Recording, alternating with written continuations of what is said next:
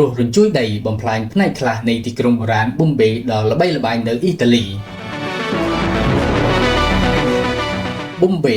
គ្រោះរញ្ជួយដីកម្រិតស្រាលមួយបានវាយប្រហារភាគខាងត្បូងប្រទេសអ៊ីតាលីកាលពីព្រឹកថ្ងៃប្រហ័សទី5ខែមិថុនាបណ្ដាលឲ្យមានការបែកបាក់ផ្នែកខ្លះនៃជញ្ជាំងនិងដំបូលរូបរាងកមួយផ្នែកនៅទីតាំងបុរាណវត្ថុប៊ុំបេដ៏ល្បីល្បាញនេះបើយោងតាមការចេញផ្សាយដោយភ្នាក់ងារសារព័ត៌មាន Reuters ការរញ្ជួយដីដែលមានកម្រិត 3.2 Richter នេះគឺជាការរញ្ជួយដីចុងក្រោយបំផុតដែលមានចំណុចកណ្ដាលនៅតំបន់ភ្នំភ្លើង Campi Flegrei ក្បែរទីក្រុង Naplesអាជ្ញាធរបានឲ្យដឹងថាតំបន់ដែលរងផលប៉ះពាល់នៅប៊ុំប៊ីធ្លាប់បានទទួលរងការខូចខាតរួចមកហើយនៅក្នុងការរញ្ជួយដីដ៏ធំមួយកាលពីឆ្នាំ